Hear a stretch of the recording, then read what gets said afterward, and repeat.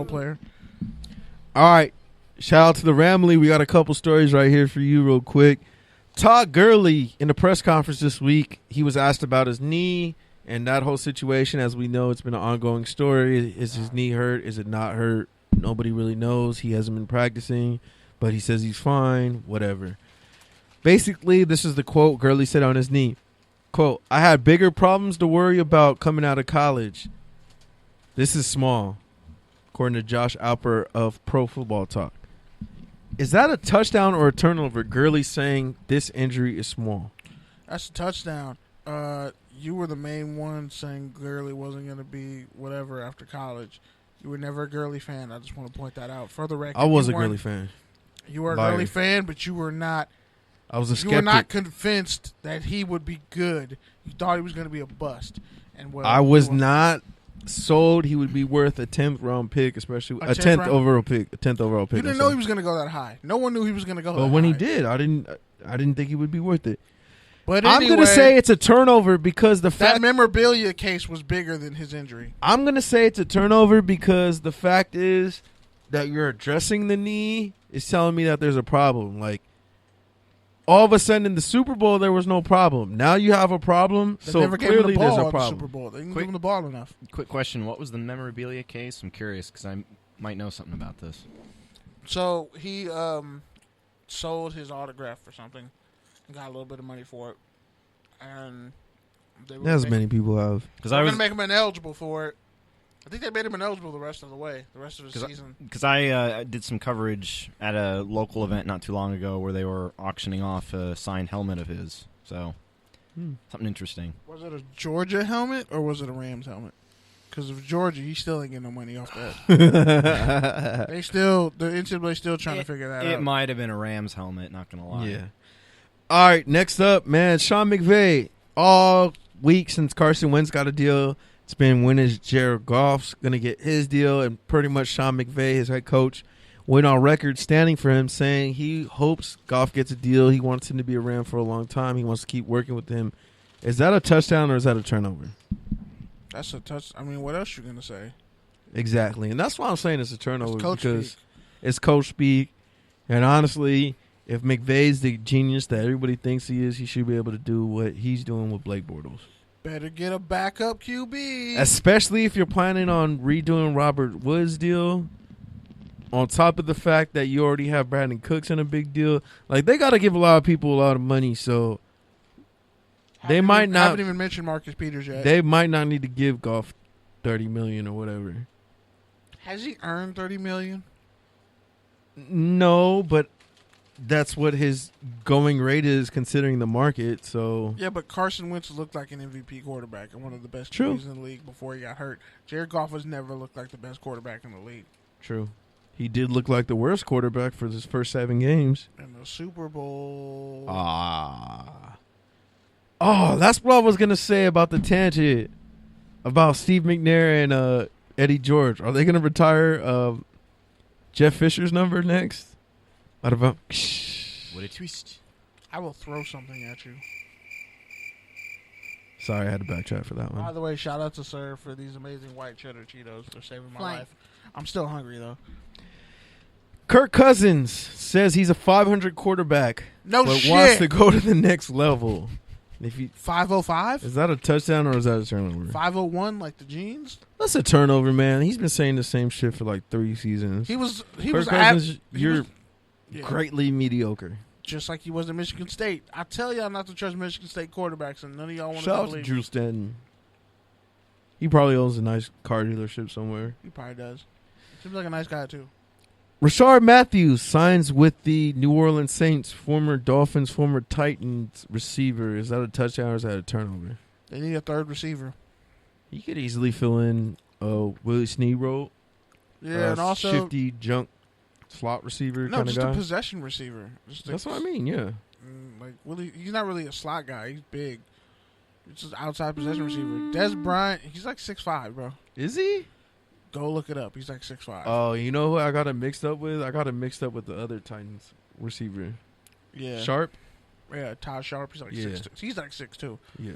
But when it comes to that, Des Bryant's still hurt out there on field, slipping in grass with his Achilles tendon injury, trying to recover. Bro, just retire like DeMarco did. You guys had all that talent, didn't win a ring. Sorry, Dallas. Never won a ring because they kept Sorry, Dallas. They kept force feeding the ball to Witten. All right, man. We'll talk about that one day. If you look at his stats, they're kind of pedestrian. On that note, you know what time it is. It's time for the rants. Close out the show. Is there anybody burning on anything who wants to go first? I'm looking at all 4 of you. 3 of us. 3 of us? I was looking at myself too. Damn, your third eye was open? You must be smoking some good shit today. I need to know where you picked that. Nah. Your third eye can't No be comment. open if your mouth is closed. Wait, no. It's called Bud Light. Your mouth, your third eye can't be open if your mouth. Oh, fuck, I fucked up. Never mind. I don't remember this. All right. Someone wrote your third eye. Oh, well, being Cerv, open when your mouth is you're up closed. first. Ladies first. Okay. Ladies' night? Shout out Shout out to the Jackie. good news. Shout out to Good News and Yeah, Jackie. shout out to Good News. Ladies' night. Yeah, do you want to talk about And- your conference this Saturday? It was pretty dope. Met all the other shows that record at the Good News. They were lovely. Never Not Extra, Get Right, Courtside.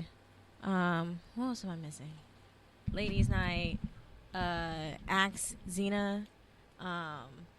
Okay, she just reading Yeah. off the board now. No, it don't 'cause matter. I'm- We she's, get not, it. she's not the only We one. I get didn't meet all of them. I'm not going to name the ones get that it. I didn't meet. We get it. Quick But question. anyways, but the studio's cool.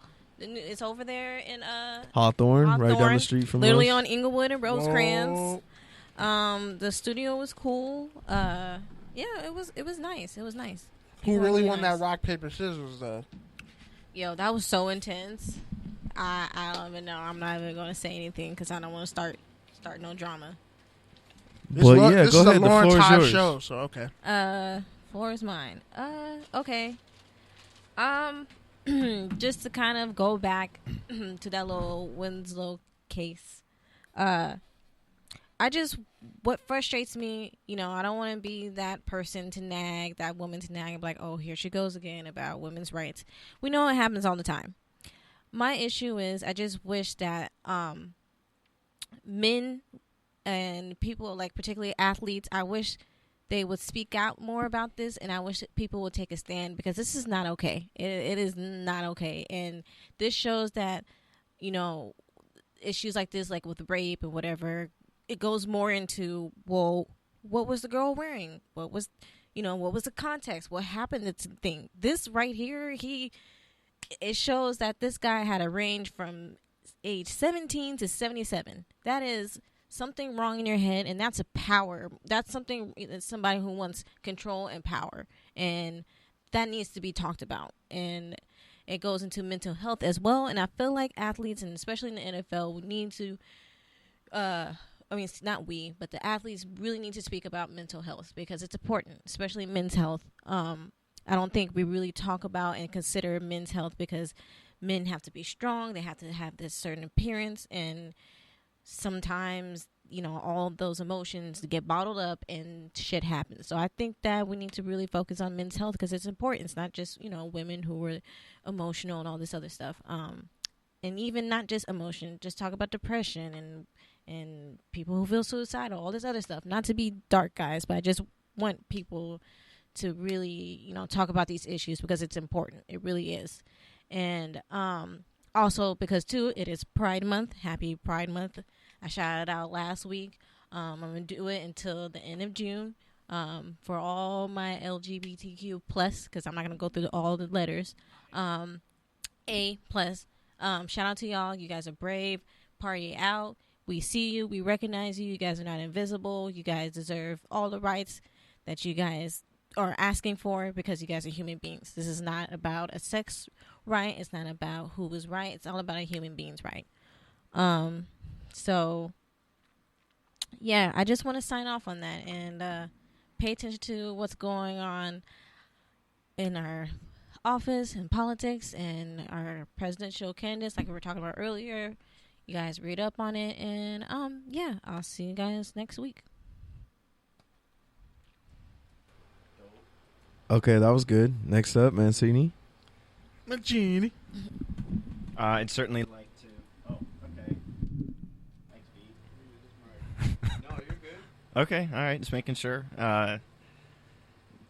Want to bounce off that. Happy Pride Month to you all as the mortal yet never-ending words of Christopher Hitchens. Homosexuality is not just a form of sex, it's a form of love, and that's something that all of the people out there who question it and doubt it need to remember. It's a form of love. It's no different from the kind of thing that keeps my parents. Oh, okay. Just gonna keep muting me every few seconds, or it's because the mics are crossed. Okay. It's crossing the streams there, Egon. Okay. That should be 2, but this is just. Okay. Yeah, we're okay. Sorry. Very quickly, I guess I'm quickly just gonna talk about the big issue of our field, given that I know in the past.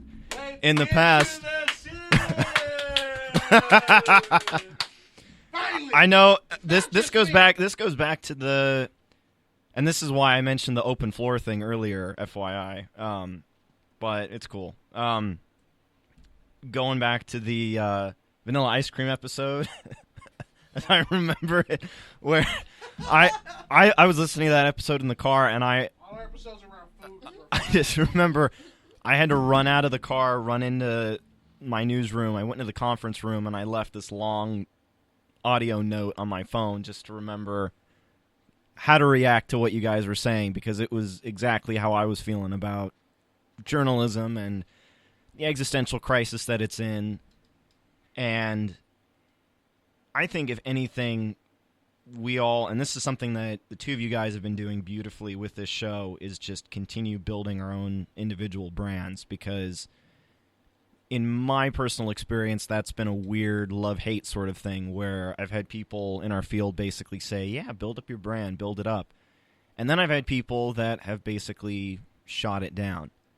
And these are people who also say, I want to make sure you're on the right path. And it's like, well, this is a part of my path. I need to build myself up.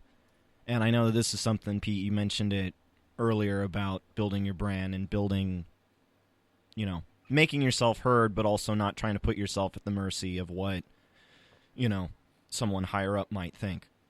And I think the other thing we have to remember as well is that we're living in such a weird, topsy-turvy time in terms of our field, and something that I want a lot of people, like our most recent graduate, who can now join us at the table,